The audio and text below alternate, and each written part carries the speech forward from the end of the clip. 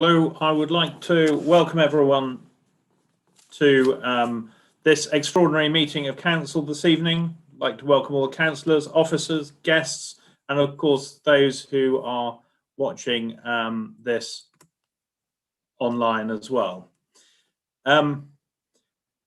Just a few sort of housekeeping rules really for councillors and participants. I have muted all your microphones, but I thought that's quite a good place to start.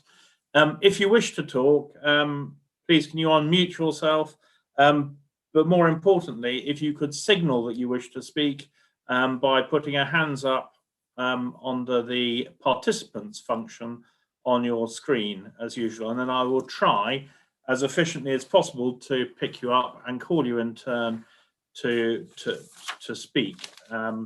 But I would imagine there'll be quite a lot of people wishing to speak, so it might take some time to get to you.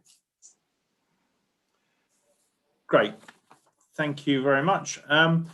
If we could, we've got some apologies that have been given to me.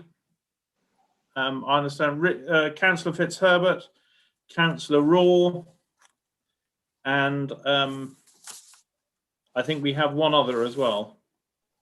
Simon. Sorry, Chair, if I can just interrupt. Councillor Fitzherbert is here. The two apologies that we have received are Councillor McDonough and Councillor Raw. Thank you very much for confirming that. Thank you. Could we now just quickly run through everyone just to make sure everyone can hear and we can see everyone on screen? So a bit like a school roll call, I think. Simon. Okay, thank you, Chair. Councillor Allison. Here. Archer. Councillor Archer. He sent his apologies to certainly through a few of us in the Lib Dem group. Has he? All right. He's got an important school meeting tonight. Okay, thank you. Councillor Atkin. Here. Councillor Bright. Here. Buckler. Here. Bull. Here. Martin Burfoot. Yeah. Sue Burfoot. Here. Buttle. Here. Chapman. Here. Cruz. Here. Donnelly. Councillor Donnelly. Okay, we'll move on. Here. Oh, right, thank you, Councillor Donnelly. Councillor Elliott. Here. Fitzherbert. Here. Flitter. Here. Froggatt. Here. Furness. Here. Gamble. Here. Okay. Hill. Here. Hobson. Here. Hughes. Here. Lees. Here. Tony Morley. Here. Michelle Morley. Here. O'Brien. Yes, here. Pawley. Here. Purdy. Here. Ratcliffe. Here. Rose. Councillor Rose. Here. Oh, thank you. Councillor Salt. Here. Shirley. Here. Slack. Here. Statham.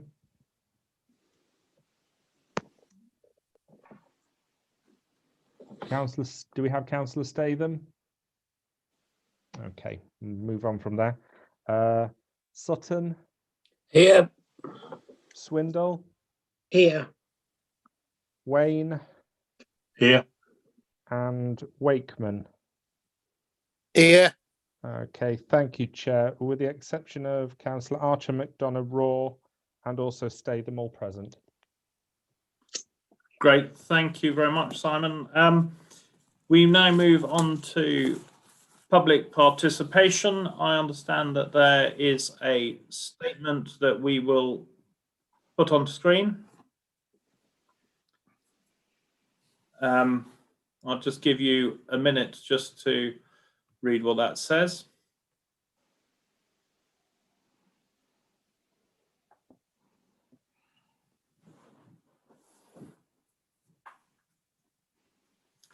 Great, thank you.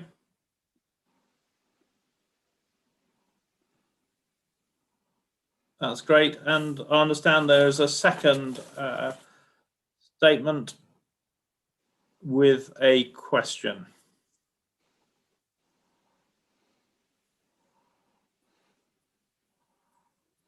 Thank you. Give time to read it a minute.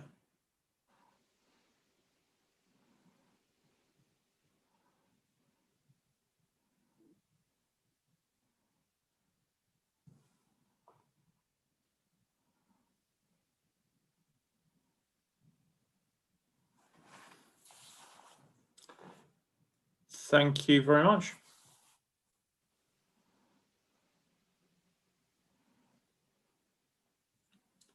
And I think Councillor Purdy was going to respond to that statement. Am I right? Correct, Chair. Thank you. Thank you, Emily and Church in the Peak, for your question. Unfortunately, the lack of external funding available means the proposed budget for the scheme is limited to the development described in the report. Future community uses will require separate community fundraising efforts. The proposed cinema will hopefully attract people of all ages, catering for young people as well as older people. To note, the skate park and MUGA, the Mugger in Hawleys Park, are designed specifically for young people. Thank you, Chair. Thank you very much. And thank you very much, Tony Symes, for your statement as well, and for your ongoing work. If we now move on, anyone got any interests to declare? I suppose I should declare an interest as a member of MCV, that's Matlock Community Vision, and in the before that, in fact, its predecessor, the Bakewell Road Group, going back some 15, 16 years probably. Thank you. Chair, can I also declare an interest? It's Councillor Sue Burfoot as a member of MCV. Okay. Thank you both very much. We now move on to the matter we're all here to discuss tonight. The land at Bakewell Road, Matlock, proposed conversion of Matlock Market Hall. It might just be worth just explaining to everyone how the agenda is going to work. And whilst we're here to discuss one item, we need to do so in two different parts. The first being item 4, which is to discuss the report on pages 3 to 40 on the agenda.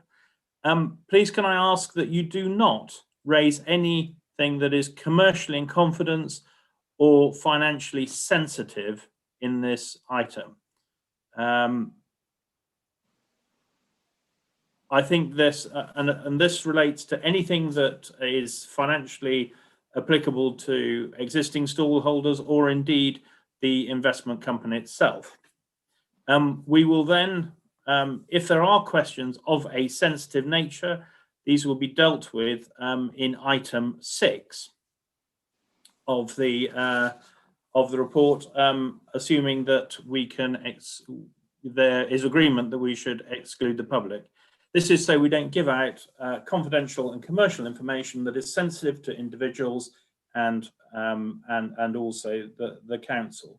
So I will ask you at some point if anyone has questions of this nature, and we can move to a confidential session.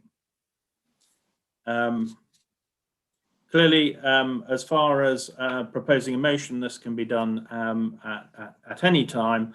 But what I will do is want the final vote, obviously, to be a public vote. As far as those of you who are looking at this matter online. When we do go into the confidential section and the public are excluded, your screens will go blank, but they will reappear again when we've dealt with the confidential items. Okay. Great. We will, if I can now hand over to, before we start, actually, just to remind everyone that we have had quite an in-depth members workshop, and all the answers to questions raised were sent out to members yesterday. So can we try and guard against asking the same questions and, surprisingly enough, getting the same answers, because we want to deal with things as quickly as possible and restrict ourselves to the questions that really matter and really make a difference. So moving on, I would like to hand over now to Steve Capes, who will give a brief introduction, and then Giles Dan, and then Chris Thomas and Mike Galsworthy will be in the wings should any further questions need a bit more detailed answering. Sorry, Chris Thomas, I should introduce you to. He is our commercial advisor, and he'll be able to provide additional detail should we need to. Councillor Burfoot, have you got a point of order you want to raise? Yeah, well, on the agenda generally, on the debate generally. Yeah. No, okay, that's fine. We'll leave okay, that yeah, later. Yeah. Okay, thank you. You try. Yeah, okay. Thank you. We will now move to Steve Capes. Chairman, thank you very much, and good evening, members. Thank you all for coming tonight for the first of 2 council meetings this week. This is, by my reckoning, actually the 7th time I've come to members on this issue in the last 2 years. But I'm really pleased that over that time we've been able to build up to actually what tonight are some very positive recommendations for you to make some concrete steps to make improvements in this little corner of Matlock. The development we're talking about tonight at Bakewell Road is a priority in the corporate plan that you approved back in March, and indeed a priority in the economic recovery plan that you approved 2 weeks ago. To get here, though, as I think has already been mentioned, it's very important to recognise the work of Matlock Community Vision, and I would like to thank them. The Community Interest Company who have been involved include some of our members, but many volunteer members of the Matlock community as well, with a lot of expertise and enthusiasm. They've been involved for many years in helping the district council and helping the community bring this site to a position where we can make something of it. And I'm really pleased that with Matlock Community Vision's help, we've got there now. Matlock Community Vision did a study some time ago, which was very helpful, which the council funded. On the back of that, we appointed our commercial advisor, Chris Thomas, who you'll be meeting later. We've also done public consultation. We've done stakeholder consultation. We've invited expressions of interest. We've developed a full business case, and throughout all of that, we've kept members involved and also Matlock ward members as well. So we're now at a position where we've got firm proposals for a development to put to you. And I'm very pleased to introduce Giles Dan, who's our Economic Development Manager, to describe them in a little bit more detail for you tonight. Thank you, Giles. Many thanks, Steve, and good evening to members. As Steve's mentioned, this site has a long history, and Councillor Burfoot, I think, referred to the Bakewell Road group being set up some 15 years ago. It is a complex site, and it's been underutilised for several years now. In getting to this point, I just wanted to reassure members that we have looked at a range of options, both with Matlock Community Vision, who I would like to thank as well this evening for their input to the scheme and helping us get to this stage. And those options are set out both within the report and also within the full business case that members were provided with last week. So the scheme before you tonight comprises the following: a 2-screen cinema development just shy of 500 square metres, and a neighbouring food and beverage unit just above 200 square metres. The proposal then would include the retention of 2 bus bays to the rear, 2 of the existing 5 bus bays to the rear. But importantly, as you'll see in the report, it also includes the opportunity for a second and third phase of works at a future date. The second phase being works that the County Council have identified as a potential scheme for the site, which would improve the bus infrastructure and bus passenger waiting facilities next to the building. And then potentially as a third phase, subject to fundraising, an area for community use to the rear of the building, which would take up the 2 remaining bays, should the County Council come on board with the scheme and deliver the associated bus infrastructure improvements. As the report says, that those separate works are subject to separate fundraising, and County Council's work will be subject to a separate capital programme bid that we would hear about next year, but hopefully that they can come on board at some stage in the future alongside the scheme. The purpose of this project, and I just wanted to emphasise this, is that it's about helping to regenerate the town centre by diversifying the offer. Members will know that in terms of Matlock Town Centre, there aren't any other indoor leisure facilities. We have obviously ARC just up the road, which is an important facility for the district, but within the town centre itself, we don't have a leisure facility as such. And we think that this proposed scheme will make a difference to Matlock. As Councillor Shirley's mentioned, we held a member workshop on the 12th of November, and thanks to all the members that attended that and participated. We have produced a Q&A summary, as it were, on the back of that, plus incorporated the questions that we've received on the scheme since then up until yesterday, and then that was circulated to members. So hopefully members have found that useful in responding to the questions that we've had on the scheme and some of those detailed points. The report before you sets out both the economic benefits, and we've engaged separate consultancy, Amian Consulting, to support the work on this within the business case, and they've importantly undertaken the value for money assessment on the scheme. But it also looks importantly at the risks of the scheme, and it's members' role this evening to balance those two. The report concludes that whilst a significant investment for the council, the scheme proposed will bring significant benefits.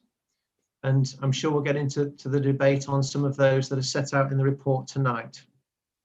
A key benefit for me is the footfall that will be generated from this scheme in terms of new visitors into the town centre, and hopefully to spend more money while they're here.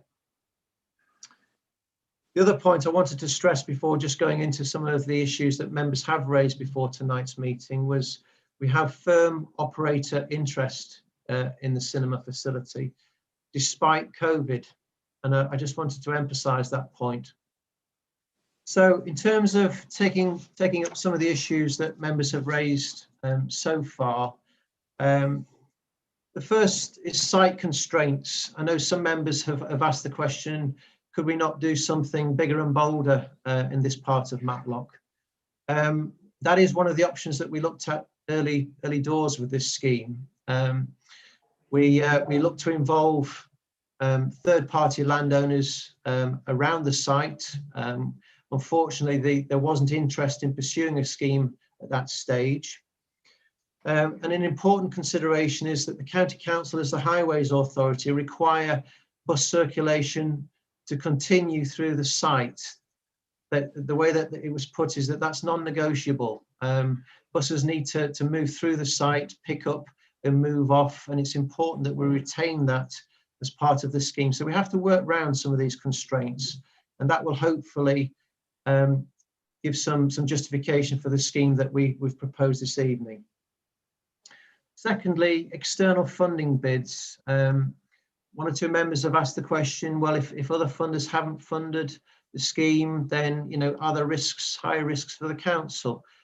Other funders haven't come on board with the scheme because it's an unworthy project.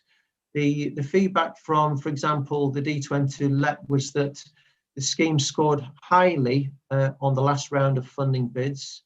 The cutoff was 61 points. This bid scored 59. So as you can see, it was very close to the mark of schemes that would potentially go forward, and I stress the word potentially, should the LEP receive further funds from government. The key consideration of the LEP is the cost per job that's generated through the scheme, and I'm sure you'll appreciate that a town centre regeneration project such as this doesn't generate the same level of jobs, for example, as a workspace scheme would do. So that was really the reason why the funding bid wasn't successful. Thirdly, the existing stall holder. Since the start of this journey, as it were, in terms of developing options for this site, officers have engaged with the existing stall holder in the Market Hall. The Market Hall has capacity for around about 25 stalls, but we have one stall holder in there at the moment operating fruit and veg and a flower stall at the moment. We've discussed the scheme with the stall holder, and we've discussed two options in terms of designing in further retail space within the development, and also other potential district council owned property within the town centre, neither of which were of interest to the existing stall holder. So as per the report, we're in the process now of going through negotiations to vacate the premises by agreement. The fourth point I'm going to make, and then I'm going to ask Chris just to come in on one or two other points, is the treatment of the remainder of the site, so the area to the rear. We recognise that in an ideal world with external funding, we would develop a larger footprint, and the whole of the building is part of this scheme. But we simply can't deliver everything that we would like to at this stage based on the funding that may be available. And that funding at the moment is being requested of the District Council. As the report indicates, we are proposing to safeguard the rear of the Market Hall area in terms of the covered bus bay area for future community uses. And obviously, if we can bring forward the public transport work that I've mentioned with the County Council as a partner, then that becomes a more realistic possibility, subject to funding being raised by the local community. But the report clearly says that we would work with Matlock Community Vision to try and facilitate further community uses on the site. So I'm now going to hand over to Chris Thomas, who's Chris Thomas from Thomas Lister, who's our commercial advisor on this project, just to add a couple of extra points. Over to you, Chris. Thank you, Giles. I think that in terms of the comments and the questions and points, I'd just like to address. One is the proposed cinema operator that is being set up as a new company, and really the steps that that ourselves and the council have taken to understand the risks of a substantial council investment being put into a newly formed company, and secondly, just to deal with the question of whether it is appropriate to be funding a new retail unit in this market. So, firstly, in terms of the cinema operator, firstly, it will be a newly formed special purpose vehicle, but two directors who are currently operating a number of other cinemas within the wider area. This is a process of engagement that have been going on with these parties over probably the last 12 months or so to give ourselves confidence in terms of their ability to undertake a scheme of this nature, but has also enabled us to talk to them on a continuous basis about COVID and the impacts of that in terms of the cinema business over both lockdown periods, and to give us confidence that they will be confident and have the resources to come out of this and trading. Secondly, we've also negotiated financial terms and agreement, which means that the operator will make a substantial financial contribution to the project at the outset of it. So beyond their role as an operator and a tenant, they will also be a very significant investor in the scheme as well. We've undertaken a review of the other interests of the directors and of their various other business ventures, and given ourselves confidence of their ability to fund the scheme, which will be undertaken principally through cash resources, but also through an element of short-term lease equipment. But after 3 years, the entirety of the scheme that will then fall to the landlord. Finally, the entirety of the investment will be invested in works to the council's building, and many questions have been raised about the issue of tenant failure. Clearly, that is a worst-case scenario, and one that we very much hope and do not believe will happen. But ultimately, all of the money would have been spent in improving a council asset. Second point is just in terms of the provision of a retail unit. I think there are 3 particular areas just to touch on this. Firstly, in terms of the physical building itself, we consider that the scheme improves by addressing the corner frontage of the building and the return frontage coming from the A6 to the north, so that we have a scheme that is visually attractive. Secondly, the cinema will attract a very specific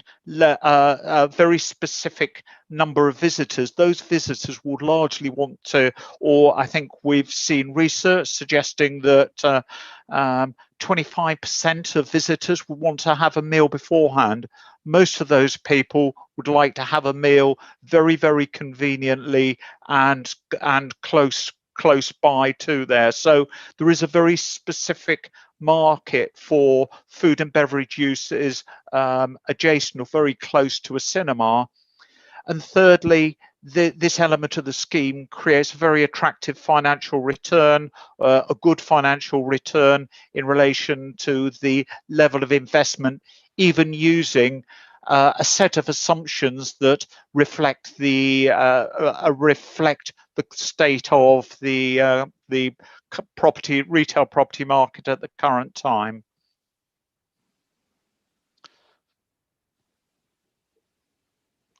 Thank you.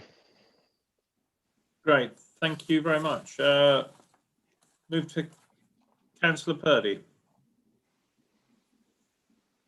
Thank you, Chair. Well, I'm happy for Matlock Ward members to sponsor this, because it's much in their interest as that's their ward. But I do think, as leader, I think that I have to say that this is probably the next biggest project that this council has taken on after we developed the ARC. And therefore, it's a very important milestone in the history of this authority and in the history of Matlock. And I think it warrants immediate move to recommend, Chair, because as officers have said, and I've certainly experienced this journey since 2007, and I know Councillor Barefoot and others will say they've been on it longer, and I note that. But we went to several talks, instructions at the town hall many years ago. And so it's been a long journey, and it's really good to now come to this point in the crossroad where we can make a decision. And I do really hope and sincerely hope that members will support this. Risk is all about managing risk. And I think the officers and Matlock Vision have really left no stone unturned here. They've looked at every aspect. And I think it's therefore worth the risk for this authority to put money into this investment. And as Councillor Finesse emailed once, not so long ago, he stated the returns on it. So there are returns to it, and there is break-even point in the future. So for me, it's very exciting. And I can actually envision going with my wife to this cinema on the evenings and enjoying a meal and a drink. So I do picture it now in being, and I hope that members can support the fact that I'm going to move the recommendations, Chair. Councillor Hobson. Chair, I'm happy to second the motion. I'd like to thank Steve Giles and the team and everyone involved for the hard work on this proposal. I'd also like to thank them for the additional material they provided following the members' workshop. It's good to see so many detailed questions being put and posed by members prior to the meetings. This proposal shows to great effect the discussions we've had over the many years, particularly with Matlock Community Vision. It demonstrates a commitment to Matlock and the wider Derbyshire Dales, working with an entrepreneur who's willing to make a significant investment. Of course, as Councillor Purdy says, nobody's got a crystal ball. We don't know what's happening with this pandemic, but I am reassured by the comments from the operator about coming out of lockdown and moving on from it.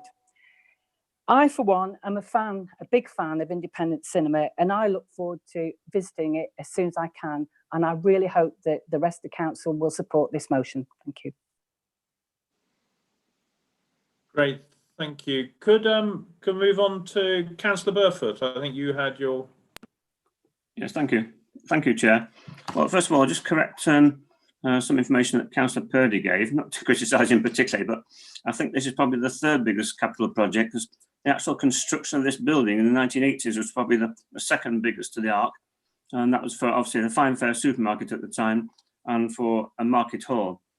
So, but then I particularly want to thank officers, obviously the corporate leadership team, the CLT, but I think Giles Dan for this very comprehensive report, and Mike Goldsworthy, who's been involved in a lot of negotiations on this site for several years.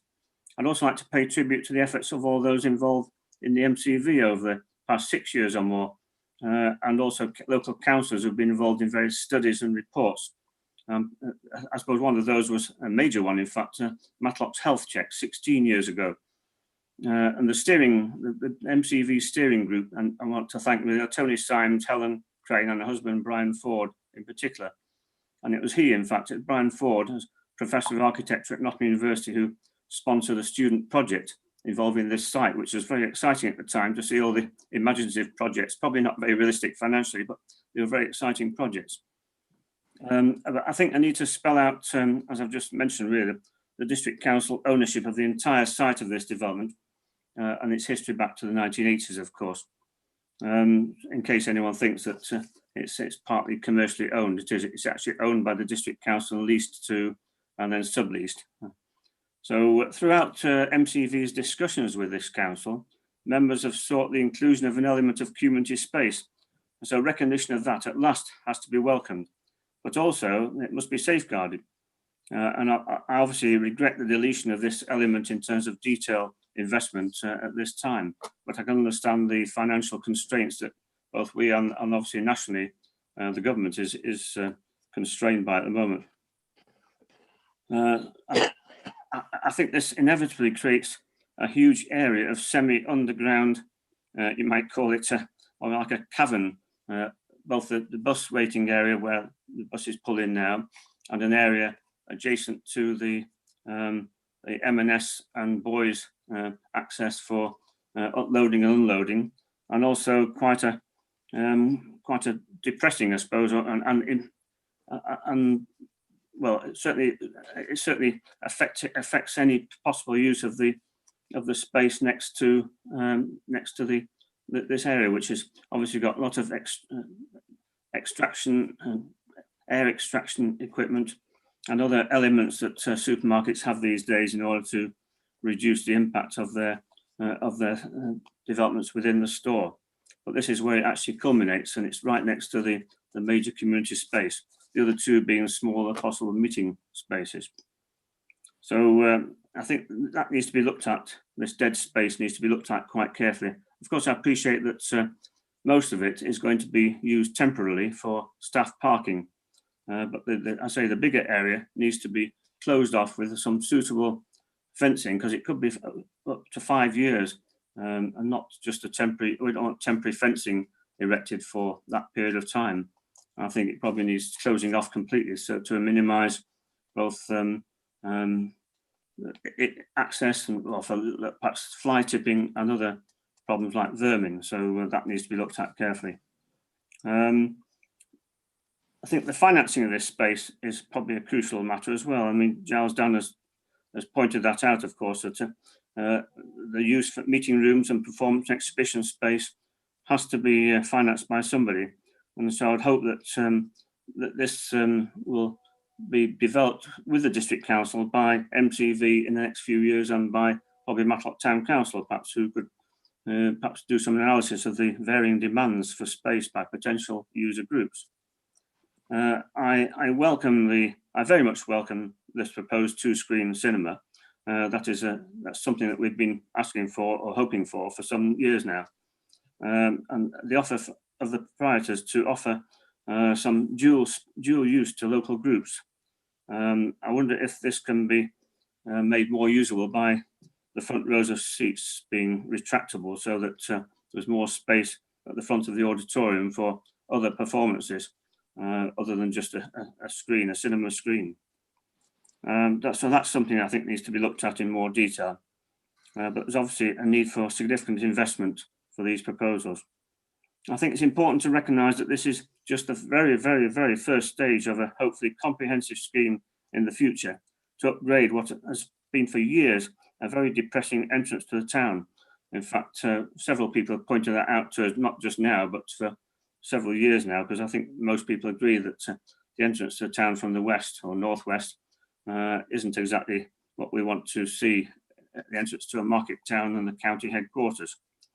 So that needs to be looked at, and I suppose, unfortunately, in a way, the west boundary of or west elevation of this site, of this building, is what people see when they come into the town. So even though it's obviously going to be used in the short term for staff parking, it needs to be, I think, very soon, I think it needs to be built some protection, some boundary wall or boundary fence for that needs to be built into the scheme.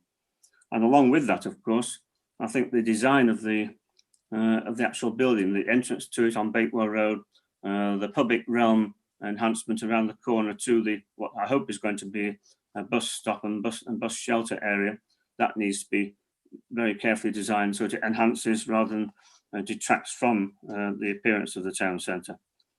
I think Councillor Purdy's mentioned the Belper cinema, which has been extremely successful, and I think that's been a crucial catalyst for the regeneration of Belper's High Street. Now it's been an award-winning high street. You probably saw that a week or two back on the TV, that had an award for one of the most successful high streets in the country.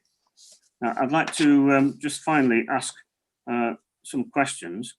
I'd like to ask, as I said, the largest of the community spaces is adjacent to M&S noisy air ventilation and freezer infrastructure and delivery space. Will soundproofing be effective? In fact, have officers looked at what might be effective in order to preserve this space and make it usable by different groups, either for exhibition or performance? And secondly, given the need to address climate change mitigation objectives of this council, which we passed obviously in a resolution last year, can officers prioritise the investigation of possible renewable energy initiatives, for instance, solar panels or ground source heat pumps for this project? Thirdly, given its prominent position, will local councillors be consulted on the design proposals for the new retail unit prior to the planning process. We don't really want to see a design that's less than satisfactory a week before a planning committee meeting. I think this site doesn't really deserve less than the best possible design, highest quality design. And finally, I think Giles has touched on this, but we don't yet know, of course, what the exact use of the proposed very prominent corner unit, which is down as retail, food and beverage, is actually going to be. It's a very wide definition. So who will decide and what criteria are there for making that decision? Thank you, Chair. If I was able to, by the way, I would second or third this resolution, as I do support it. Thank you very much. Sorry, before we respond to your questions, I understand Councillor O'Brien's got a point of order. Yeah, thank you, Chair. I just want to go back to your remarks at the beginning of the meeting, where you're saying the meeting is being split into two, that we've got at some stage to consider item 6. Can you just say when is intended to take the vote? Are we going to take a vote on all 11 recommendations, or are we going to omit recommendation 9 and consider that one as part of item 6? My intention is that we will take all the recommendations together, and that there will be a vote on that, obviously at the end of the debate. So people will have an opportunity under the excluded section to ask questions that relate to confidential financial matters. So will we then revert to item 4? Is that what you're saying? That's just correct. A question. When yes. Yes. So yes. We'll have an opportunity to make two comments, if you like. Yes. Correct. Okay. Thank you, Chair. On the two separate sections of the report, being the public report and the reserve matter, the reserve section, which is confidential. Okay, sorry. Back to Councillor Martin Burfoot's questions. Steve, are they for you or Giles? Giles. Yeah, I shall pick those up, Chairman. Thank you, and thanks to Councillor Burfoot for his comments. Taking the community space first, at this stage, we've set out to try and safeguard this area for future community use. So we haven't done any detailed work around how that space would operate and what need might be for soundproofing, that kind of thing. So we will need to look at that further with Matlock Community Vision at a later date. In terms of energy efficiency and the council's low carbon agenda, we've said in the report that we would keep the door open to that. I'm sure members will appreciate that the funding constraints that we're working with won't stretch to implementation of such works at this stage, but going forward, we are happy as officers to look at what opportunities there are for external funding to support measures within the wider site in the future. So that's something that we're happy to, as I say, keep the door open to. In terms of the design process and the development of the detailed design, the indicative programme that we've set out allows for a planning application by the end of January. So obviously the detailed design would need to start fairly quickly. And we would be happy to share those emerging designs with local ward members, and we've also said the same in terms of the MCV steering group. Lastly, the unit, the retail stroke food and beverage unit.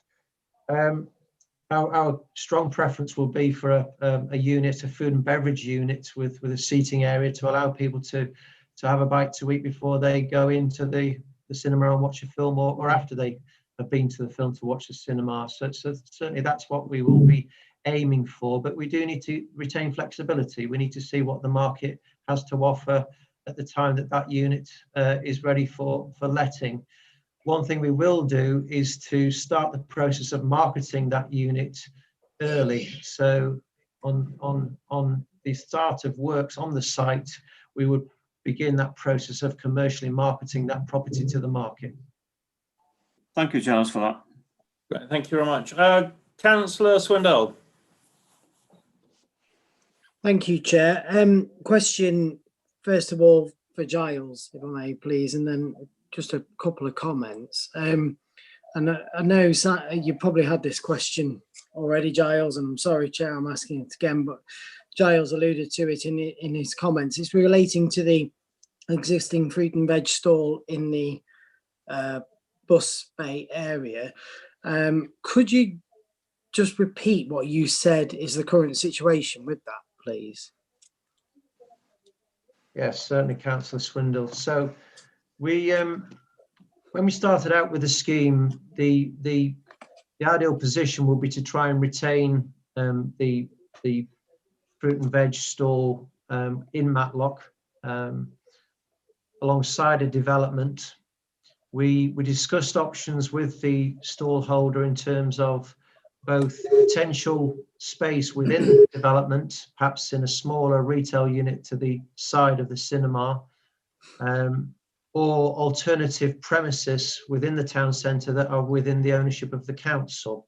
We don't have many, as you probably know, but we have some. Neither of those options were attractive to the stall holder, principally because of potential footfall issues. So we're now at a stage where if we're to bring forward the scheme that's proposed tonight, we would require vacant possession of the building. So we're in the process of negotiations with the stall holder to secure that vacant possession, and have issued heads of terms back in October in that regard. And what's sort of the level of cooperation from that? Is he fairly cooperative, or say? His preference would be to stay in Matlock and stay in the market hall, but I think without breaking any confidences, I think he understands the bigger picture, and that the market hall is an underutilised asset for the council, and understands that the council needs to look at its options going forward. Okay. The only reason I ask, Chair, members, is obviously you need to move forward, things need to progress, and so on. And I know there's a large number of people who are very excited about this and very, keen for it to go ahead. And the only reason I ask is there are a lot of people who value and use that stall a hell of a lot. If you've ever sat and waited for a bus, and he's a very popular local trader. And I'm just also curious, not only could we be saying out you go, but also upsetting a lot of local people who value and use that stall. But that said, Chair, I just want a clarification on that. But my only comments are very brief. I'm nothing detailed to say. I've got to apologise to the Bakewell Road Group / Matlock Community Vision, because I've been on the council 10 years, and I will be completely honest and break all traditions of councillors and apologise as well, because I didn't think this was ever going to go anywhere. We were having numerous meetings on committees that I was on, and I felt people were coming along and talking about it, and I felt we were going over the same ground again and again and again, and it did feel like it was a bit of a talking shop. Been proven completely wrong. I apologise for that, and I think what we've got in front of us is absolutely great. It is an ugly, unattractive part of our town, and it does need regeneration, not only for aesthetic reasons, but also for our local economy in the town. Giles, you said in your comments that people enough. I think I understand the constraints that we have with the county council and so forth, and I think within those constraints, I think this is incredibly bold. I think this is brilliant. I think it's something we should absolutely commend Matlock Community Vision for, particularly Mr. Symes, who was a previous constituent of mine until he recently moved away. And I know when he's eager to get something done, he doesn't stop. He keeps going. And I think him and absolutely everybody else involved deserves huge congratulations. So I don't think this is timid. I think this is brilliant. And I'm assuming that in the years ahead, for example, if the bus bays are no longer needed, we can continue to progress and work to adapt to include those areas and bring them into the benefit of the area as well. So I think this is marvellous, and I'm really pleased it's come to this position, and I'm sorry if I ever doubted it. Thank you very much, Councillor Swindle. Could we go to Councillor Flitter, please? Thank you, Chair. Well, I've been waiting for some time, but I take it from discussions that we've moved away from protocol here. Since I was moved and seconded right from the outset, I thought we were looking for questions first and then going into debate as usual. But I'll make all my comments at one go then. When I'm looking at this development, I'm looking at on a business point of view and look at the rationale. And a lot of people have said to me about why a cinema, why can't we have this, why can't we have that, why can't we have more than this? But I keep telling them it's down to market forces. And we can only do what is there available for us. And when we look at the rationale, it quite clearly supports the economic regeneration of Matlock as a whole. And has been pointed out in the report, we've got increase in vacancy rates. There's a high number of charity shops around, and we've got this white elephant that we've always had in the market square, because in the 80s I used to run on this location charity markets, and that was a good income from for the council because nobody else was using it. It's cold, it's dark, and it's concrete. So, you know, this is the first step as far as I'm concerned. And I've heard people say about it's not going to bring any daytime benefit, it's only going to benefit those in the evening. Well, if the retail unit is there and operative throughout the day, it is going to be a money spinner, in my opinion. And we're going to, for the whole town, and not just for the cinema operator or for that person that's operating the retail, because it opens up a community of retail prospects throughout the town. The investment isn't, it goes into the town, but it's not a complete development of Bakewell Road of what we would like. Certainly, definitely, it does give people encouragement to local traders and local independent and townsfolk. When we're looking at the risks of business, it's been proven in the report that we understand the risks, and that's, I think Councillor Purdy did mention that, because that is the main problem, that we understand the risks, but we don't only understand them, we set out a programme of mitigation. And I think reading the report, we've covered that quite well. I mean, we can all look at the negatives and what may or may not happen. But it's only with a positive outlook and forward thinking that we'll put this long awaited project into action. And I believe that that'll breathe life back into our community. So I'm certainly for this tonight. I certainly come behind the officers here. And I'd like to thank the officers for all the consultation that they've done. I mean, I've read in the papers that this has been done behind the scenes in a cloud of secrecy. No, it's been there, it's been discussed.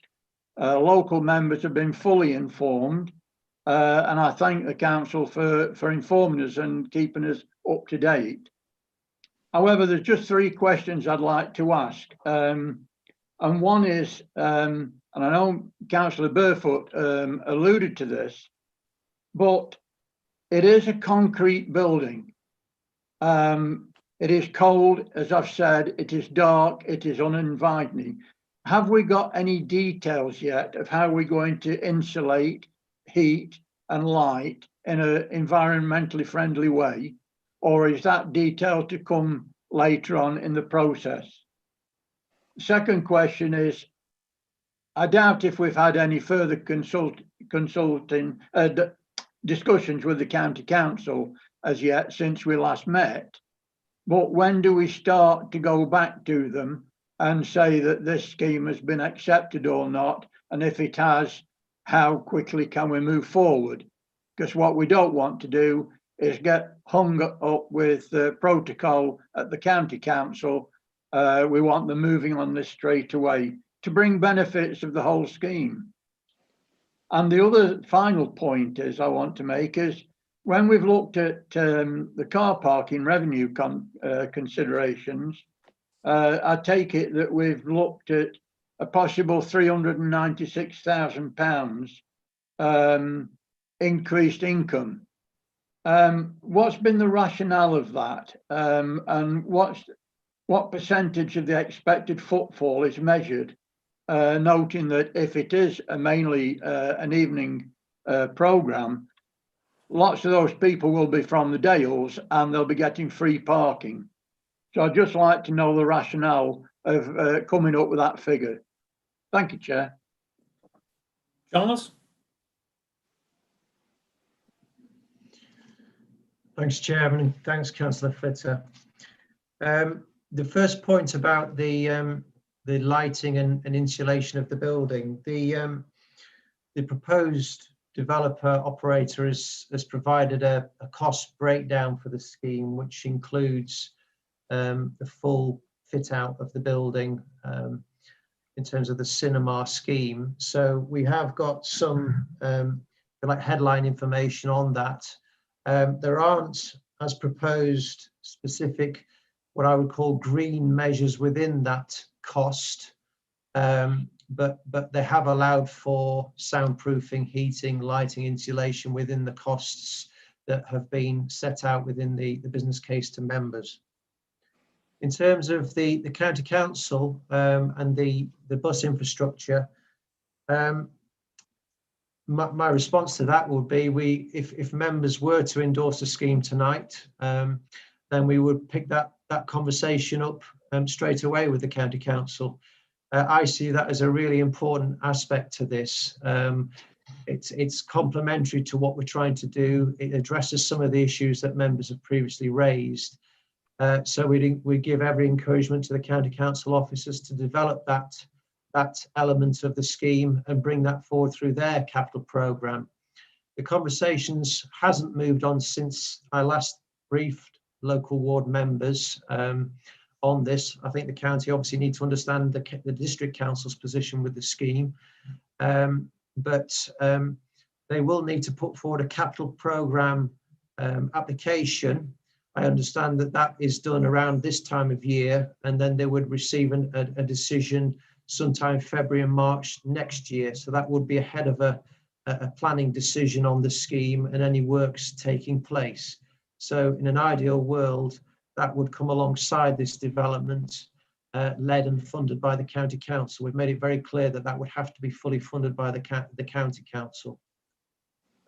The car parking rationale is being developed by an ex-colleague of mine, Keith Postlethwaite, who I'm sure you know very well, and he did quite a forensic look at the scheme in terms of the potential admissions to the cinema, and he actually based his figures on 40,000 admissions, not the 56,000 admissions that are included within the scheme.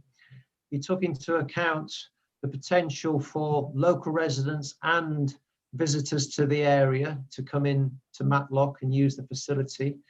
He took into account the opening times of the facility, and just to be very clear on this, between April and September, the operator is proposing an opening time of 10 a.m. through to 11 p.m. So it's not just an evening facility during that part of the year, and also within school holidays it will be open 10 a.m. to 11 p.m. as well. So what Keith has done is to take into account all those things and come up with a conservative estimate of what he thinks the increase in car parking income would be, and it's in the order of something like £13,000 a year, and that takes account of and is discounted from the figures that he's produced, the periods where local residents would use their free parking permit. So he has done quite a detailed exercise with that estimate. Thank you, Chair. If I can just reiterate, the insulation has to be high tech down there, and I hope that the officers will take that on board. Thank you. Thank you. Could I move now to Councillor Slack, please? There we go. Thank you, Chair. Thank you, Giles, for replying to my questions in the week. Just to come back on one of the questions, I'm not going over the question, I'm expanding on it. In the beverage, food and beverage unit, I was concerned that it could well be just a takeaway, but you've, in your reply, you said there will be seating area in this more of a restaurant rather than a takeaway. So that is much better. But and then also you've just answered one of my questions, that will this retail unit be opening for lunches, and it looks like it will be. So it could probably be a success in that way. I was very concerned that it would be a failure if it was just a night takeaway, because there's that many in Matlock. And we need, when you're going to a cinema, you want to sit down and have a meal before you go in, or when you come out, and I think that'll probably blend in nicely with that. But I'm still a little bit concerned about certain aspects. I mean, will it be open, the retail unit, will it open out onto the road, or will it have to go into the foyer and in that way, or not? We're not sure about that yet, I suppose. And also renewable energy, this will come later, and I'd like to see, we can't solar panels on the roof, but of course the car park's above, so we can't have solar panels there. But I think there's room for looking into the future for renewable energy coming on this site. In regard to the car parking, I was concerned that it was just a night venue, the cinema, but now you've come up and it'll be open early in the day for probably matinees and so forth. So it will generate more car parking if it's open at midday. So that will be an improvement. So, but I'm still concerned it's quite a lot of money. We've got so much to find. Tomorrow night we've got the Arc to look into. We've got Ashburn Pavilion to look into monies, and we've quite a lot of monies to dish out in this difficult time. So I am concerned that we can't afford to lose any money on this project, but I'll listen to the other councillors and they'll make the call. Thank you, Chair. Thank you. I don't think there were any questions arising out of that. It was more of a statement. I think the questions have been answered. Could I move to Councillor Sue Burfoot, please? There we go. Thank you, Chair. I will try to be brief. I don't want to repeat what others have said. We've been a long time getting to this point. It's been hard work to get to the position that we're in now. Hard work by members of MCV, particularly the lead members, and Giles and his team, and Steve and Chris. So it's been a long time to get to this position. I think there have been comments made that it should include a regeneration of the whole of the Bakewell Road area, and that in an ideal world, that's where that's what we'll be looking towards. But we've got to be realistic. We are in uncertain times, and I think that the fact that this operator is willing in post-COVID times to support this project says a lot for Matlock. I do think actually that if you look at page 7 and the on the agenda and the objectives of the scheme, I think those objectives will be met. There's no point me repeating them, but I think we'll meet those objectives.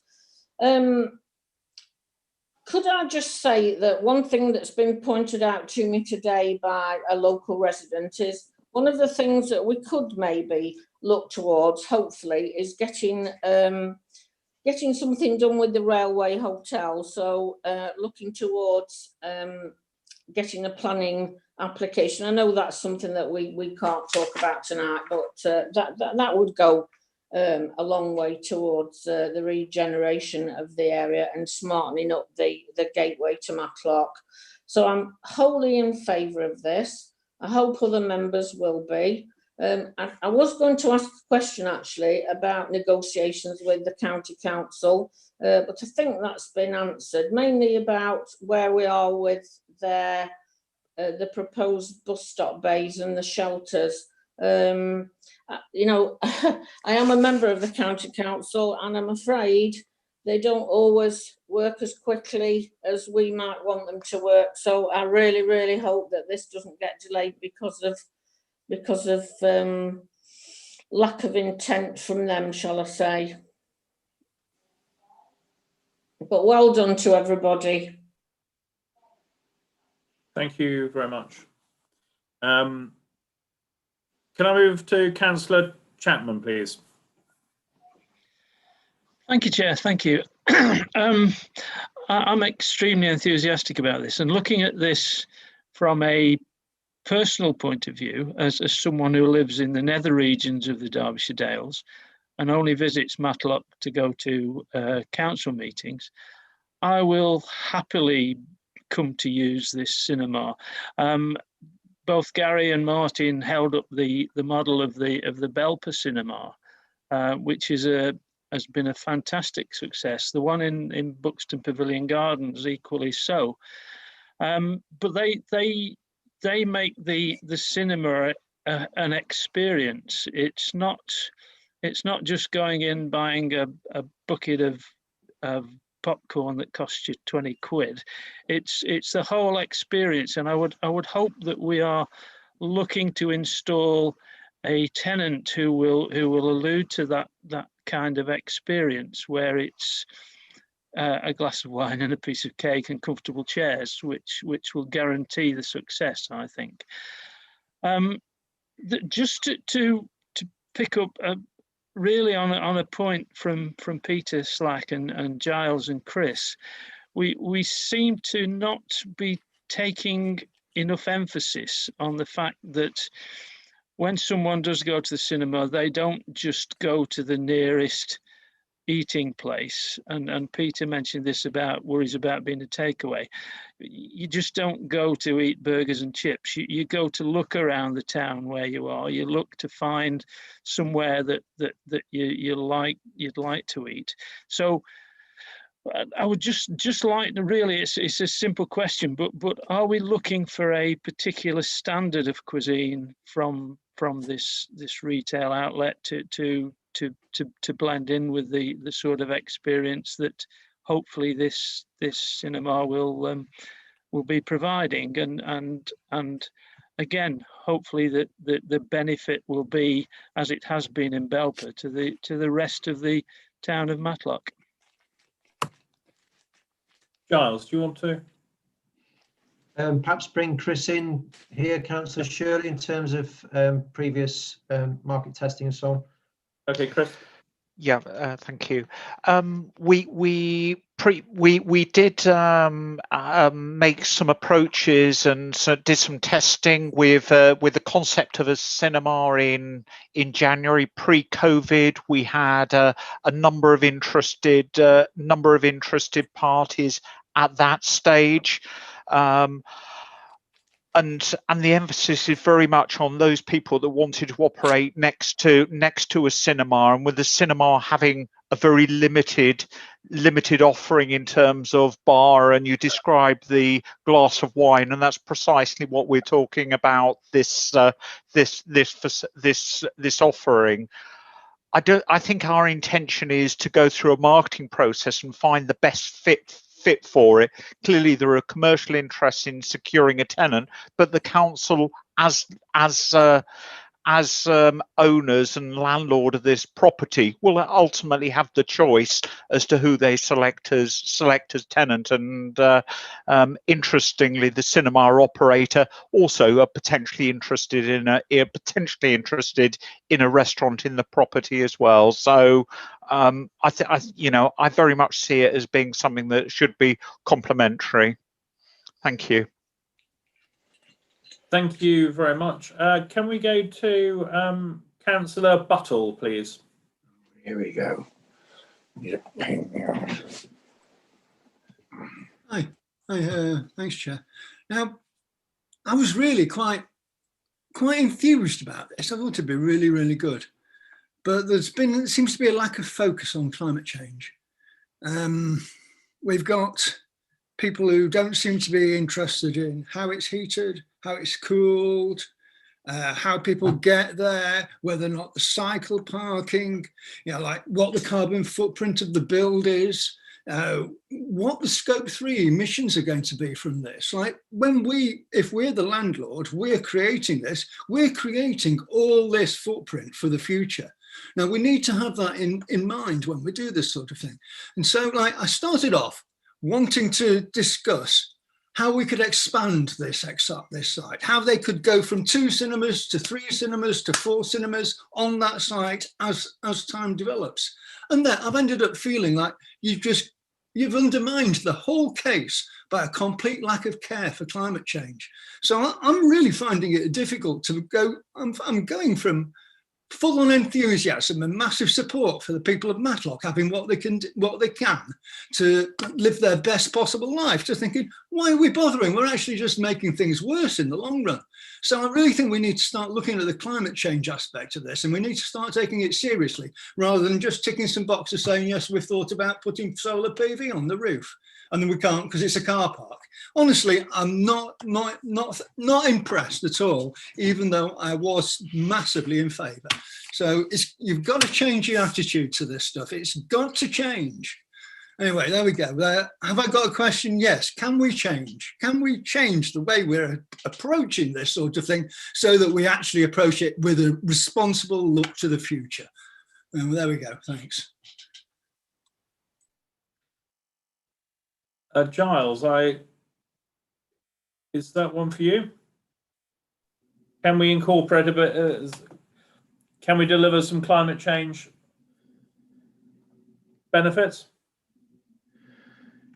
I think I've responded to part of that question previously, Chair, on a previous question. I can understand where Councillor Buttle's coming from, but I think we also need to be realistic about what we can achieve. In this building, we've said previously that it's a difficult building. It's a concrete building. It's a lot of work to turn it into something else, and we have a very limited budget. So what we've said as officers is that we can keep the door open to further measures, but we do not have the funding in place at the moment to implement those measures at this point in time. In terms of the how people are going to get there, well, it's right next to a bus station. So I would push back on that point. There is good public transport access to this facility already. But that will be my response, Chair, at this point in time. Thank you very much. Can I follow up with a question about future-proofing? Whether or not we can get some plans when they do plans so that we can think about how we can change things in the future with further investment in green technologies. So we're just not doing the cheapest possible job now. Just think about how we're going to approach these things in the future. I'd really like us to do that. I really would. Anyway, thanks very much, Giles. I'm sorry for being so. I was really positive, but we've got to take this stuff seriously. Okay, can I now move on to Councillor Gamble, please? Hi. Actually, first, last time I asked Steve if we'd have some elevations. I noticed we've got sort of two drawings here. One's a Latham's drawing and one's an A4. Are these both just perspectives, or are either of these the actual future elevations? Because I know it's just me reading them not reading them right, but they seem quite different. I will say one looks a lot nicer than the other. But so if I could just ask if on that elevation programme. And also another question, we didn't really have the drawings quite so in detail last time. I don't know if I'm reading the plan wrong, but from what I'm looking at, I can't see any way to go from the retail food and drink from the inside into the cinema. And I'm just wondering if, I know it's a little tiny detail, but when we get to these things, will these sort of things be looked about? Because obviously, if you're going for a meal and a drink to a cinema, probably one of the things you're going to want to do really is walk straight into the foyer, not put your coat on, walk around the corner, go in the front entrance and come in. And it's a tiny thing. And I'm sure we can overcome that, but just a mind to have a look at that. And back to Councillor Buttle's point, it was something I was just thinking about today when I was reading the report and it was saying it was made of precast concrete. Would there be any case, and could we look at the future at doing the sort of cladding that we did at Hurst Farm to try and, it's all right putting environmental and renewable energy on, but presumably we need a building that's going to be reasonably easy to heat up in the first place. And that Hurst Farm cladding seems to be extremely good at that. Could we have a look at that as a future project, please? Thank you. That was it. Thanks, Chair. In terms of the elevations, Councillor Gamble, what's been sent out to members are what we have available at this point in time. And as part of, if members were to approve the project, as part of the detailed design, then elevations will be prepared for both the cinema and for the retail unit. So the elevations that you have are the indicative elevations that were prepared when the site was subject to public consultation and as part of the development brief preparation that we did at the back end of last year. So they're indicative of what the scheme would look like and have been used by the operator's architect to develop the floor plan that we've also sent out to members as part of the pack. In terms of the entrance, this is something that we are having another think about in terms of the retail stroke food and beverage unit. Our thinking is that it's probably better to have the entrance off Bakewell Road rather than on the corner, which is where we're going to have more people walking around to access the bus bays or the new bus infrastructure towards the rear of the site. So that's going to be potentially a congested area if the entrance opening was in that location. So it may be better on the front. That's our current thinking, and we've fed that back into the architect. There wouldn't be a single foyer for the two units, but it is a matter of yards to move from one to the other. So the cinema foyer would be an entrance would be very close to the entrance to the retail unit. So it's certainly not a long distance by any means. It's a matter of yards. In terms of the cladding point, I'm not an expert on that, I'm afraid, but we'll be happy to feed in suggestions to the architect. Okay. Thank you very much. I've got a number of people who've got their hands up, which I think by my counting gives us about an hour and 5 minutes of questions. So if we're not brief, that's the sort of length of time it's going to take us to get through it. Just thought I'd put that down as a bit of a marker. Can I go to Councillor Cruz, please? Thank you, Chair. I'm just conscious that we seem to have a mixture of comments and questions, so maybe we're kind of doing two things at the same time. So I want to be in line with your requirements, but I was going to make comments and raise one question at the end. Happy with that. With you, Chair. You happy? Yes. Yeah. Okay. Thank you. So I really welcome the report, the significant work that's gone in to bringing this forward. Giles, Dan, Steve Capes and the team. So I think it's great. Matlock Community Vision as well. The work that they've done. So, and I also appreciate being briefed as well in advance with the rest of the Matlock members. Just a few comments. I fully support the move to bring a cinema into the town. It'll give us a great leisure focal point and an amenity for local residents, and bring people in to Matlock, which I think is fantastic. It's going to add significantly to the leisure and the evening economy. It will have a multiplier effect on our wider economy and on the shops and retail units within the town. I do understand that there are concerns around the timing of this investment because of COVID. I think this time next year, I'm hopeful COVID will be consigned to the history books, and we'll have a shiny new cinema that will be something all Matlock residents and the wider Dales can look forward to.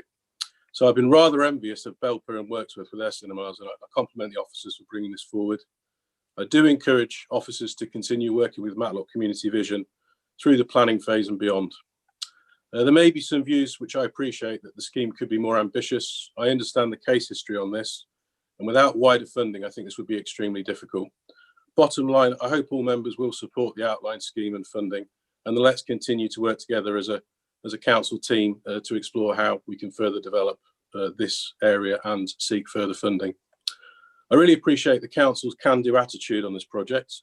I hope that we can apply that to see how we can make sure that this project fits more closely with our climate change agenda. I do think there is scope, and I do think there is scope to weave in some climate actions that will be in time for the opening of the cinema. So I think there are things that can be done.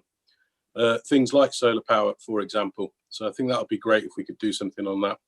In terms of the greengrocer, the stall holder, really important stall holder for Matlock. It does provide real amenity, the availability of fresh food. I use it myself. It's a great little stall. And I just would ask us that we keep working together to see how we can retain this valued stall holder in the heart of our town. So that would be great. And then one question really, just to close. This is a big investment. I think it will bring people in to Matlock, but also into the wider Dales. And my question is, will the officers and the wider council consider a broad promotion of Matlock as a destination for retail and leisure as the project comes to fruition, so that we can really bounce back from COVID? Thank you very much.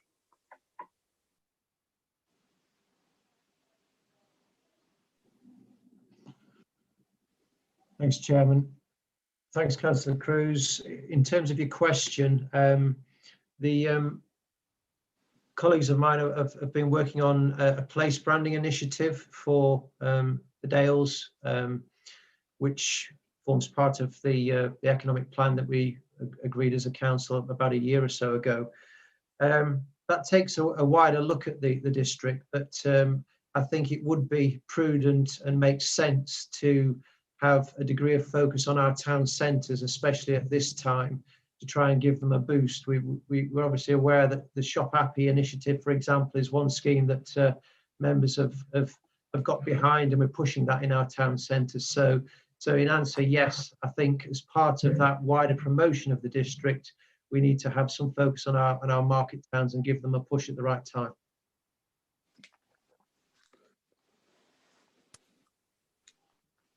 Right, thank you. Could we go to Councillor Michelle Morley, please? Thank you very much, Chair. A couple of things, I shall be brief.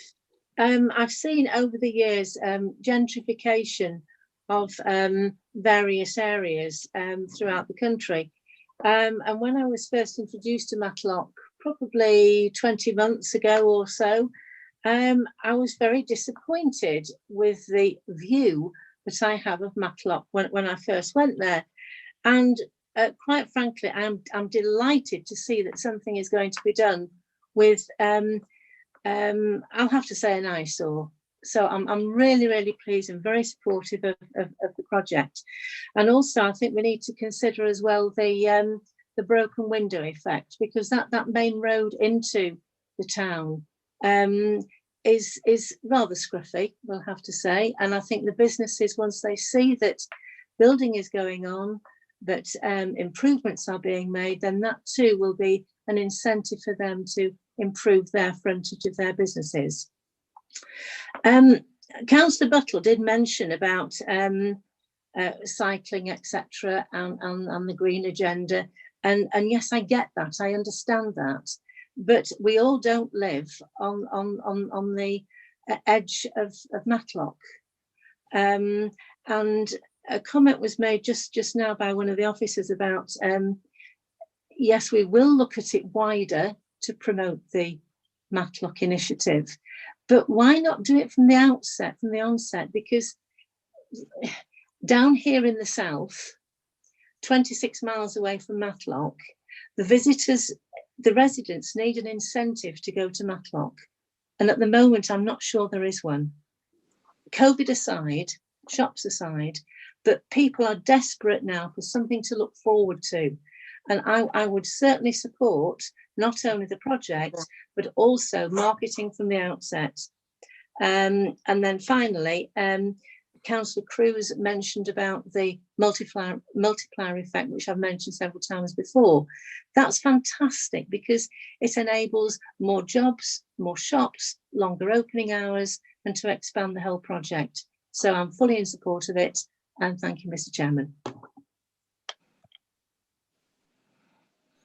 Thank you very much. Could we now go to Councillor Hughes, and then I want to have a 10-minute break after we've heard from Councillor Hughes and dealt with any queries that he's got. Councillor Hughes. Thank you, Chair. I too am enthusiastic about this project. I think it's an excellent project for that part of Matlock, and it will support, if it's like the Belper Cinema, it will support an area of possibly 10 miles in diameter, and would therefore have a market of about 20,000 people who would be able to use the cinema, which is about the same as Belper. So it looks like a cinema that could be as successful as Belper, and would help to create an evening economy and also a daytime economy because of the intention to open it during the day. So I think it's an excellent opportunity for Matlock. And as a Matlock ward member, I'm very grateful to the council for all the work that has been done in bringing this possibility forward. And I would also praise the officers for the thoroughness of the analysis that has been presented to us in the report, particularly in the financial analysis. I'm not going to go into detail there about what that is. I just want to draw attention to the thoroughness of the analysis. And I think that's an exemplar. It gives us a good example of what we need when we're making decisions about capital projects such as this.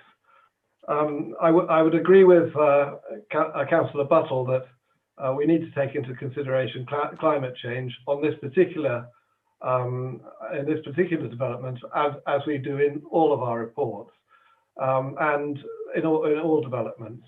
And I would draw your attention to section 8, other considerations, where there are a number of areas listed, but no detail provided. Equalities, climate change, crime and disorder, and various other things are listed there, but there's no particular detail provided. Unlike, for example, in terms of competition and state aid, where we get a 3 or 4 page report, an important report because it is central to the decision making in today's meeting. But nevertheless, in comparison, the climate change hasn't been considered. I assume that the cinema will provide for equalities. And moving on then, I would hope that we can have a phase 4 or phase 1.5 that would include proposals for investment in, for example, solar panels on above the car park. The Clear Lead in their report to the Climate Working Group suggested that there would be a payback of about in 12.5 years for solar panels above car parks. And the building itself, with all the air conditioning and the refrigeration in the Marks and Spencer's part of the building, will be a building that will require a lot of electricity during the day and into the evening, and therefore there may be a market for that solar power within the building itself. Turning to the greengrowth, so I agree with Councillor Swindle and Councillor Cruz that we need to look after the greengrowth. it's a shame that his business might suffer because there's perhaps a better opportunity for the council. We need to take him into consideration. So I would ask officers if they can bend over backwards to supporting the greengrocer, find a property within or a space within Matlock where he can continue to trade and provide the benefit to the residents of Matlock that he does at the moment. So again, I think this is a great opportunity, and I look forward to it coming to fruition. Thank you very much. Thank you. I don't think there were any questions there. So if we could move to have a 10-minute break. Now, can we be back at 22:08 in 10 minutes? Thank you very much.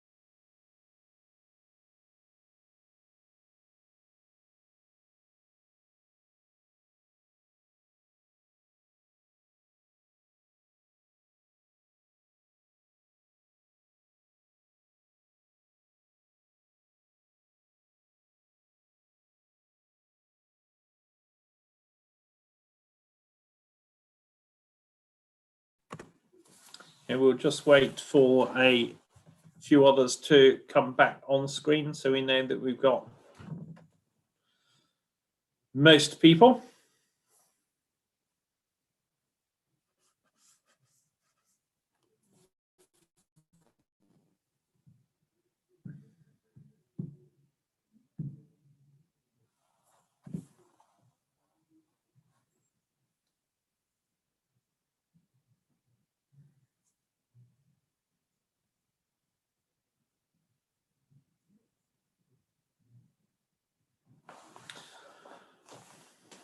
Councillor Gamble, Councillor Buttle and Councillor Purdy. Here, Chair.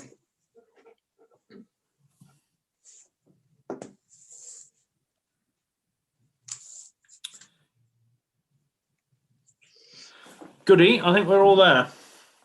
Assuming no one's logged off and logged back on. Okay, thank you very much. If we carry on, I've got 6 more people wanting to speak on this section. Councillor Tony Morley. Thank you, Chair. I will be brief. It's a response, really, or a reassurance to Councillors Burford. Make a good point about regeneration. It ripples outwards. So the great thing is, once this is in place, you've put a peg in the ground, the retailers, the businesses around and about will instinctively start to tidy up their shop fronts. And also you've got a bit of leverage here for other projects coming in on the back of it. So regeneration works that way. And I was just thinking about, I've been involved in regeneration for many, many years. And when we started the Northern Quarter in Manchester, bigger project, but the same principle, there was a lot of rundown factories, 1 bookmakers and a shop selling questionable literature. So this will provide a catalyst for that area to start regenerating itself. And congratulations to the Community Vision for all the work they've done. Well done. Can we now go to Councillor Pawley, please? Yes, thank you, Chair. First of all, I'd like to thank Matlock Community Vision for obviously the magnificent work they've done over the years. It's really quite a struggle, and they're to be congratulated. And thank you to the officers too for this lovely report. It's magnificent, and they've answered my 11 questions very well. I fully support the development of this site and would even support a more ambitious project for the wider area in the future. But I have to ask, is this the right moment to consider dedicating over £800,000 of council finance to a new project when we don't know where COVID-19 and Brexit are going to leave us financially in 2021-22 and 22-23? We have no idea where we're going to be. So my question is, can anyone reassure me that as we spend that kind of money, we won't find ourselves short for essential works or services during the same period as the development of the site?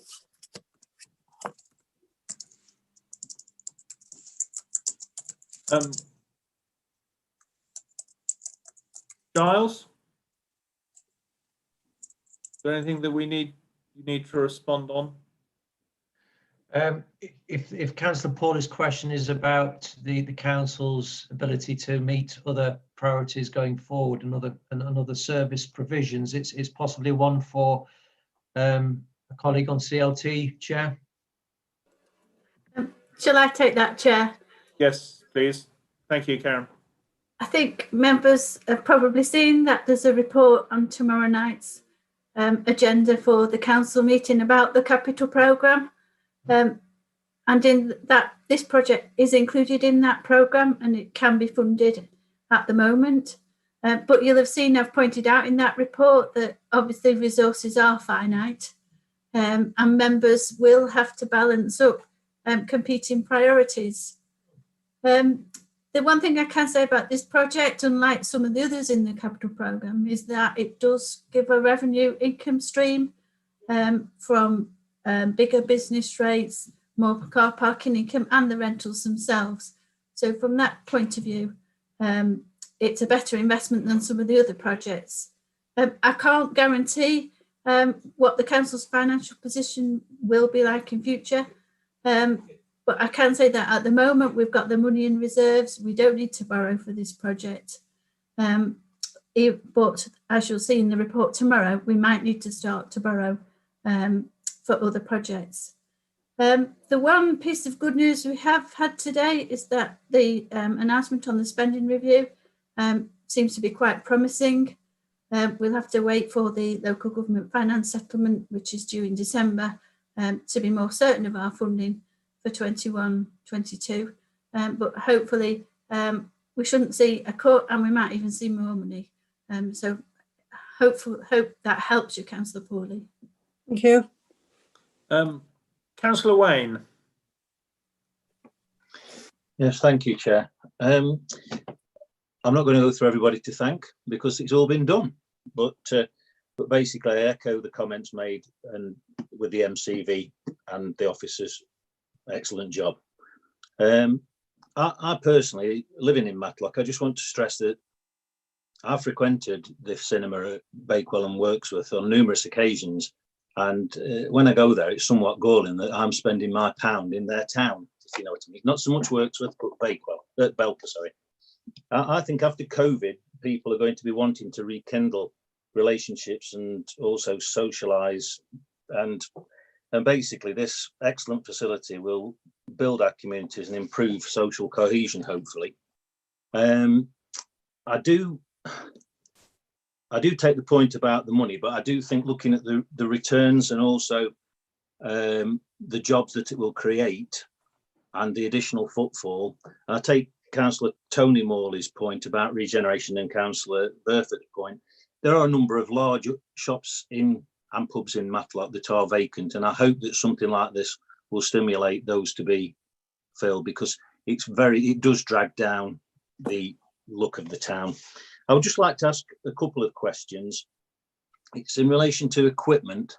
It was alluded to that now we're securing the first 3 years will be the equipment within the cinema will be the owner's responsibility for the first 3 years, and then it will then be the council's as landlord. I just want to clarify, will anything within the building, will all the facilities within the building after 3 years belong to the council as landlord? That's the first question. I'd also like to have some idea.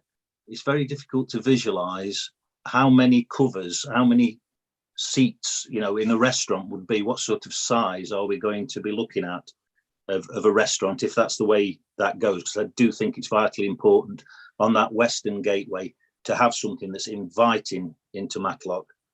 And the final thing is, I hope we don't, but if we do get flooded again, whose responsibility?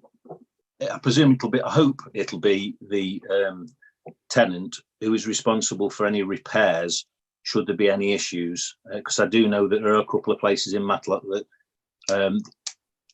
have closed. Well, certainly one that's closed because of the issue in relation to the flooding, and they didn't want to have the cost of repairing it. So just those three questions. Thank you very much. Who's Bet Giles? Chairman, it might be worth Chris kicking off on those. Then I'll add. Happy to do so. Just to clarify the position in relation to the finance, following the previous workshop session, then I did speak to the proposed operator just to clarify the position. They will all of the equipment, the entirety of the fixtures and fittings would be part of the landlord's demise, with the exception of a lease hire agreement that they would have in relation to the projector, lighting and sound. That agreement is for 3 years, and at the end of that 3-year period, they are happy that would then form the landlord's demise. Second point, I think, was in terms of the number of covers, and I think that would be very much dependent upon the individual operator. But for a property of 200 square meters of that order, I would comfortably expect 50 covers, depending on the individual operator. In terms of flooding, I would that the landlords will maintain insurance on the property and recharge to the individual tenants on a service charge, and they will be required to maintain their own contents insurance. So in terms of liability for those, that I don't envisage a situation where a liability would sit on the council as far as the impact of flood, but we are very mindful of flood risk on this site, and are putting in place measures to deal with flood risk as part of the design process. Thank you. Thank you very much. Thank you very much. I have three people, three councillors who want to speak. Councillor Wakeman, Councillor O'Brien, and Councillor Furness. And then I'm going to take your hands down. Can you all consider whether you wish to raise questions on the financial sections, and put a hand up if you wish to. I think, bearing in mind that we've gone through a lot of discussion at all, can you confine can you think about questions that are going to make a difference to the way you vote, rather than actually just pick away at the numerous figures within the details. So great. I will now just move on to those three speakers. Councillor Wakeman. Yes, I'd like to thank the office for a detailed report and everybody that's worked in this. After speaking to somebody from Matlock today, the climate change is going to come into it, because a lot of people from Matlock do travel to Chesterfield Cinema. So you will have a lot of people that won't be going over to Chesterfield. So that will help a little bit with the climate change.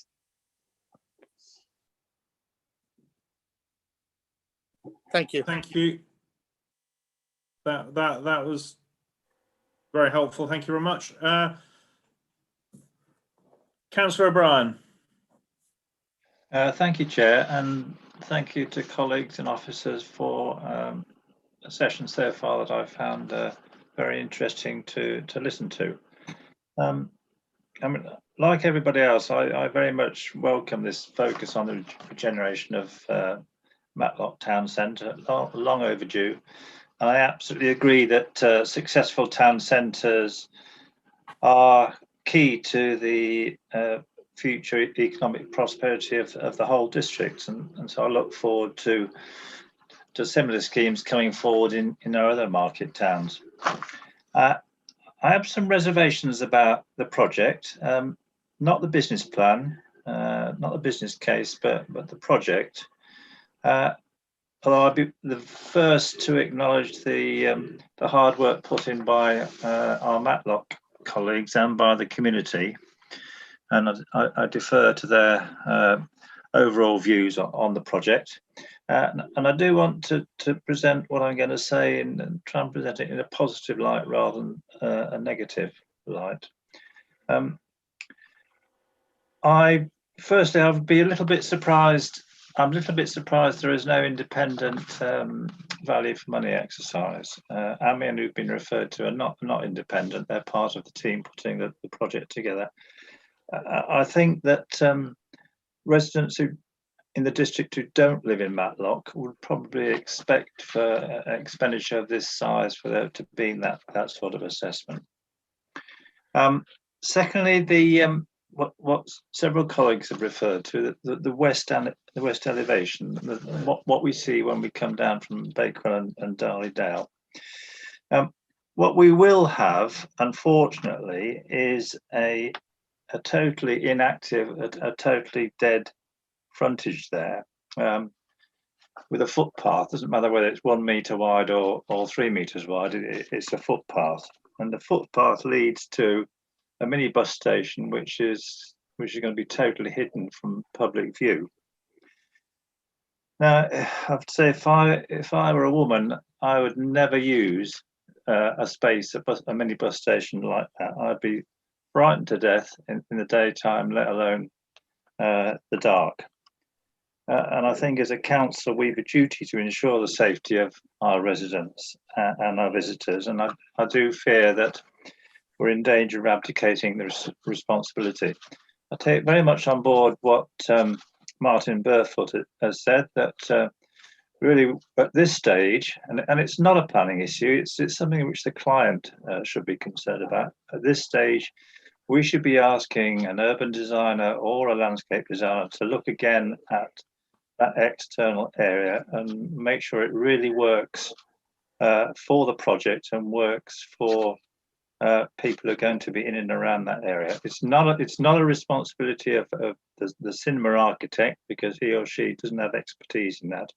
It's not something we should wait for the county council to get round to doing. Their project should fit in with our vision, our detailed vision for that part of the project. So I hope that would be taken on board. Thirdly, it does seem to me that we're quite happy to spend £230,000 on a McDonald's, but nothing on a community space. And that says something to me, and I think it will say something to quite a few people about the priorities of the council. I suggest that if the business plan is as sound as we think it is, I can't understand why the private sector, including London Metric, wouldn't come forward with their own proposals to fund that aspect of the scheme, and that would leave the council free to use that investment for the benefit of a community space. Developing that last point, and finally, I hear that we're being told that we have to cut our £800,000 investment cloth accordingly. Well, who says we do? I've never been asked about £800,000. Maybe others have, but I've certainly never been asked. If our officers came forward with a project with a cinema as part of a cultural and digital industries hub, which was a cutting-edge carbon neutral scheme, and it cost 20% more than the 800,000, but delivered 50% more of the benefits, how would we react? I think we might look very favourably on that. So I'm surprised we don't have some options from our officers which would say that this is what you get for 800,000. This is what you could get for £1 million. I'm not sure that, I think we're being very under ambitious in not considering that at this stage. But those are the contributions I'd like to make, and thank you for your patience. I would say it's not too late at this stage to have a look at some of those thoughts, but thank you for your patience, and thank you to all those that worked so hard to make the project get to this stage. Thank you very much. Can we go to Councillor Finesse, please? Yes, thank you, Chair. Can you hear me? Yes. I believe the microphone's a bit dodgy on this laptop. I'm fully in favour of this scheme. I think it's a really good one. And I'm particularly, it's going to provide a lot of benefits for Matlock residents, you know, and a lot of people local to Matlock. I live 20 miles away, you know, but I can see the benefits to Matlock people. What particularly impresses me about it is the return on the investment. Okay, it's £800,000. It's a lot of money, but based on the year 4 figures that we've been given here for total extra revenue to the council, it represents 7.3% return. You know, I think we'd be pushed to get that anywhere else. So, you know, there have been some reservations about spending this amount of money, but it does seem to me to be a pretty good investment. that is based on the figures we've got, provided they turn out to be correct. So as I said, I'm fully in favour of it. I have got a suggestion for a tenant for the retail section, which I think would be very interesting. But that's something I'll discuss with officers later. Thank you, Chair. Thank you very much, Councillor Furness.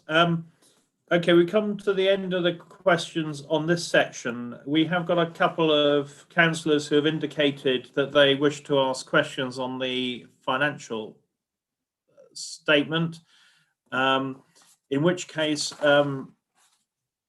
we will need to exclude members of the public and the press. Can I have a proposer and a seconder for that? Move it, Chairman. I'll second it. Councillor Wakeman. Okay. In which case, what we will do is exclude the public and the press. They will, their sort of live feed will go dead for a period of time whilst we're in confidential session, and then technology permitting, the live feed will then spring back into action for the rest of the meeting and go back onto the live stream. I'll just wait a couple of minutes or a couple of seconds for Jim to see if that's possible. Great. We're live again, Chair. Thank you. Yep. Okay, so I haven't got any more speakers down, anyone who's signaled that they want to speak. The motion has been proposed and seconded. Just for complete clarity, the recommendations which have been moved are those on page 3 and 4 of the agenda, and there are 11 of them. So can we move to the vote, please? If I may, Chair, I did ask for a recorded vote. We need a seconder for that. I'll second that, Chair. Okay. So a recorded vote it is. Simon, can we go down the list? Okay, thank you, Chair. Councillor Allison. For. Atkin. For. Who's there, is he? Wright. Where's Mike Ratcliffe? For. Buckler. Abstain. Bull. For.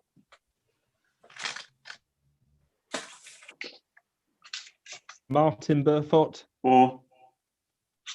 Sue Burfoot. For. Buttle. For. Chapman. For. Cruz. For. Donnelly. For. Elliott.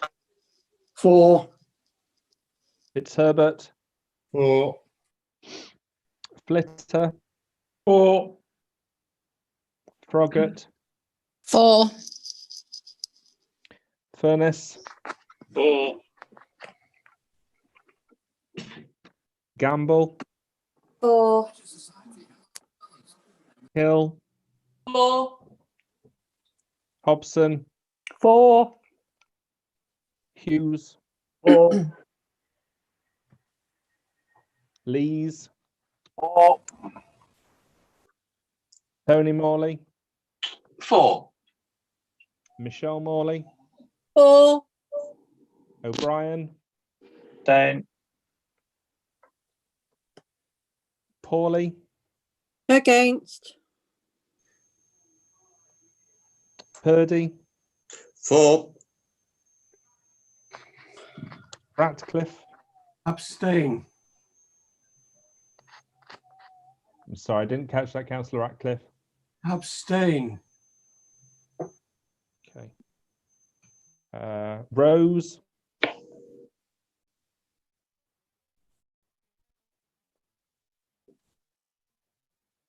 Councillor Rose. For. Thank you. Salt. For. Shirley. For.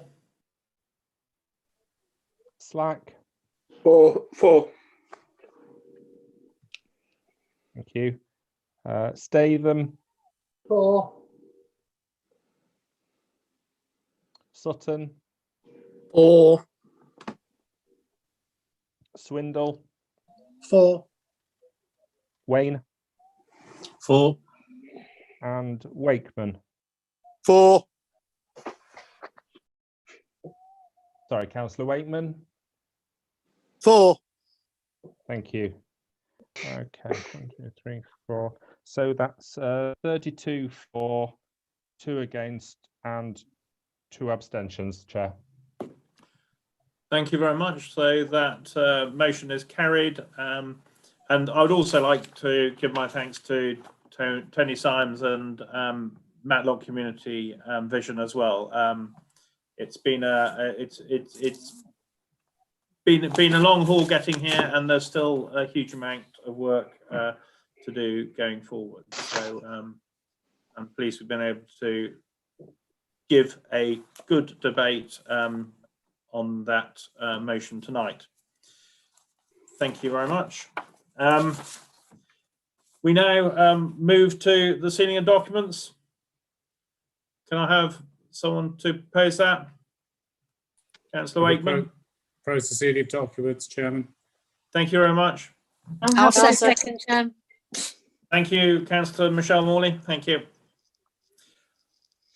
All I've got to say now is to wish you all a very good evening. Thank you very much, and I'll see you here, same place, same time tomorrow.